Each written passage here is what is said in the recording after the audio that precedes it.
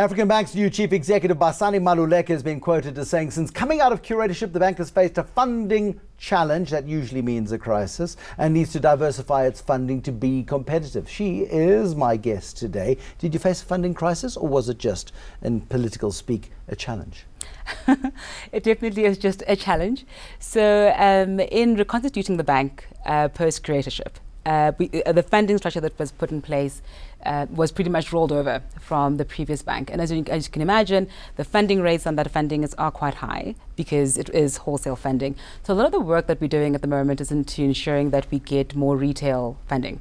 So you may have noticed that we have a lot of presence in the market around getting loans, around getting deposits into the bank. And we offer very attractive rates. In fact, I think we offer the most attractive rates in the market to get those deposits in. And we're doing it for two key reasons. One is absolutely around diversifying our funding. And I think the second one is to start getting people familiar with the idea of African Bank as being more than just a monoline product, but also as being a bank that offers many different products. I don't mean to keep comparing you to one of your big rivals, and that is Capitec. But Capitec has always had this dual funding model where if it's needed funding, it could go to the markets, but primarily and increasingly so with its recent results, you see it getting greater levels of deposits coming in.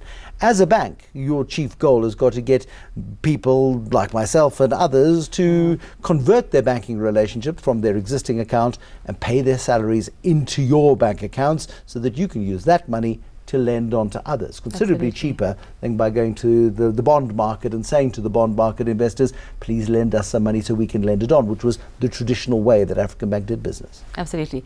And that's why we have developed what we think are very competitive products, deposit products and investment products. And we are advertising those quite widely to ensure that we start getting traction with people making deposits into the bank. And in addition to that, we're launching our transactional banking product later this year. As you know, the key around getting transactional banking products, as you mentioned, is to ensure that people start paying their salaries and you start getting a nice deposit base building up. And you get a stable client base as well, a more loyal client relationship going. You're much better able to make your clients stickier if you're able to have a transactional banking account, and also you can start selling them other products that they need, because you can start understanding what their behavior is, and in that way start anticipating what they will need at different times and making it available to them. So what is it that you're going to be offering? Because from the traditional African Bank mindset is of the place where you go to borrow money and where you go to repay your loan, this becomes a far more to and fro relationship in the traditional world of banking. It definitely does. And we are so excited about it, right? So we're launching as a digital banking product. So you should be able to open your account on an app, upload all your various documentation from a FICA verification perspective and an anti-money laundering perspective, and have an account and be able to transact with it without having to walk into a branch. So that's kind of the dream. And you talk about it being almost fee-free, which again for South Africans who have felt ripped off by their retail banks for a very long period of time, and you having come from a traditional banking environment, you'll be familiar with this, people have felt quite ripped off, so it becomes quite an attractive prospect. But nothing is for nothing. Nothing is for nothing. So there will be transparency. So customers, I think the key is transparency. People must know what they're getting charged for and why, and it must be clear to us as the bank, because you'll recall earlier I spoke about humanity through banking. We must be clear that what we're charging you for, we're actually delivering value for. And I think at the moment there's a lot of charges that banks will, levy on their customers where value hasn't really been created. And that's what we're looking at, making sure that we do. So closer to the time of launching our transactional banking product to the market, we will then disclose what that pricing model will be. But it will absolutely be near free.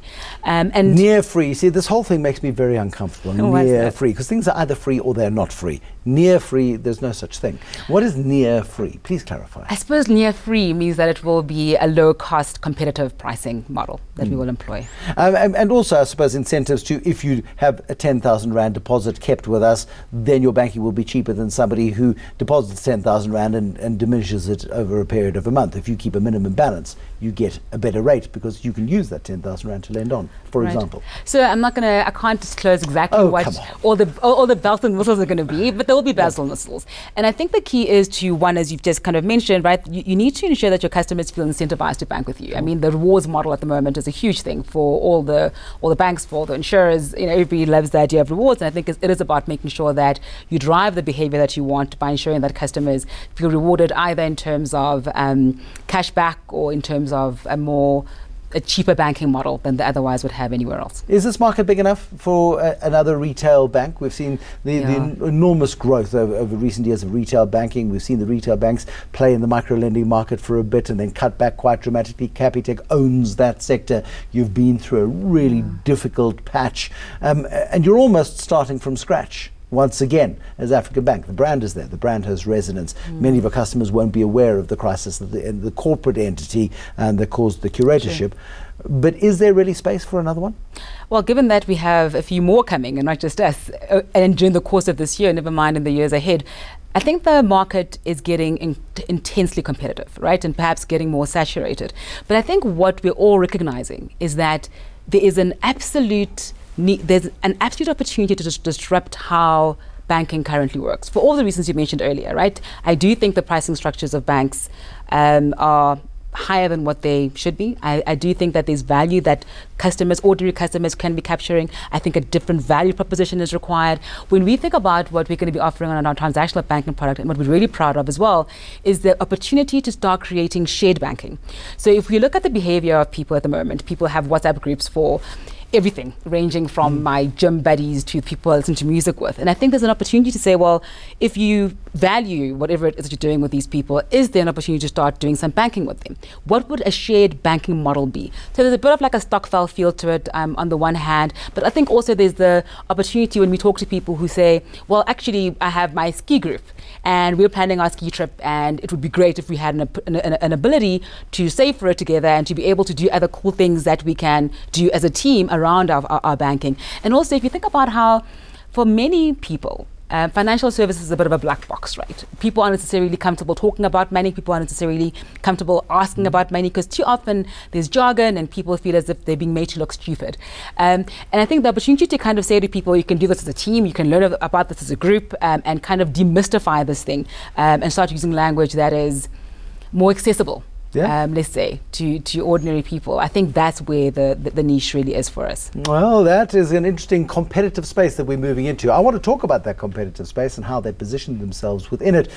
So a former colleague at FNB, Michael Jordan, and other ex-FNB colleagues look to start Bank Zero, and we've got Discovery Bank coming on stream. Plus, of course, we've got the likes of Capitec getting increasingly aggressive in the market, and the mainstream banks having to defend their patch. It creates an interesting fight, particularly in the market that African Bank serves. If Postbank can be got to function more effectively, suddenly the world of banking in South Africa starts to look very different within the next 6 months. More on that in a moment.